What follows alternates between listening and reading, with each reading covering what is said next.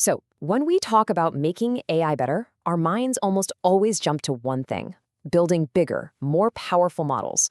But what if that's completely missing the point? Today, we're going to dig into the real bottleneck that might be holding AI back. Yeah, this is what you hear all the time, right? In the news, in discussions online. If an AI isn't performing, the go-to excuse is always the same. The model just isn't big enough. The solution? Oh, just build a more powerful engine. But this is the question that changes the whole game. What if chasing bigger models is like building a ridiculously fast race car, but then deciding to fill it up with cheap, low-quality fuel? So let's really poke at that core assumption. Okay, so this brings us to what we're calling the AI model myth. We're going to break down why fixating on the model itself is a huge misunderstanding of how truly powerful AI actually gets built. Just picture this for a second. Imagine you have the most brilliant, sophisticated AI model ever created. Something just absolutely incredible, a true technological marvel. But what happens when you feed it, well, garbage? That's the punchline, right? All that incredible power is completely wasted. It's that classic saying, garbage in, garbage out. But now it's on a scale we've never seen before.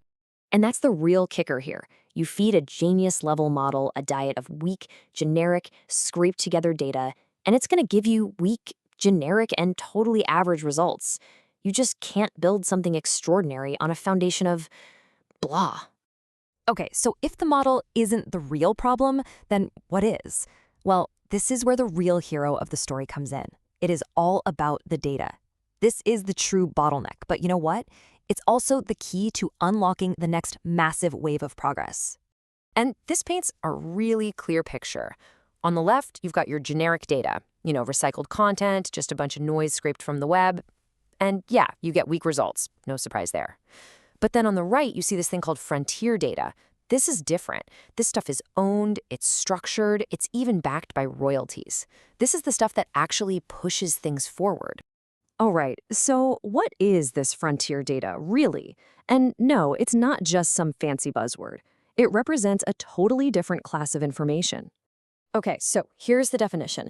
It's real, high-quality information. And the keywords here are everything: owned, structured, and backed by royalties.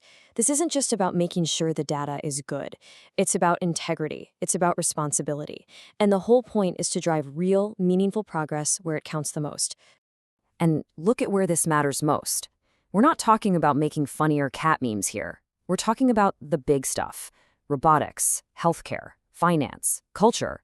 I mean, these are the absolute pillars of our society. In these fields, average isn't good enough. Honestly, it can be downright dangerous. You need things to be precise. You need them to be reliable.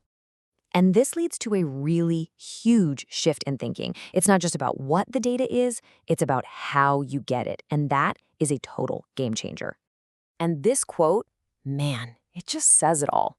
See, it's not about taking data from people, like you're just extracting some raw material. It's about building it with them.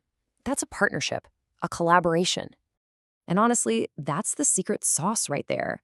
Because when you're actually collaborating with people, you're not just scraping random noise off the internet. You're creating something together, a foundation of information that's trusted, it's verified, and it has real human context. So that brings us to the big takeaway here. If you want to build the next generation of AI, you can't start with a fancy model. You've got to start with the foundation.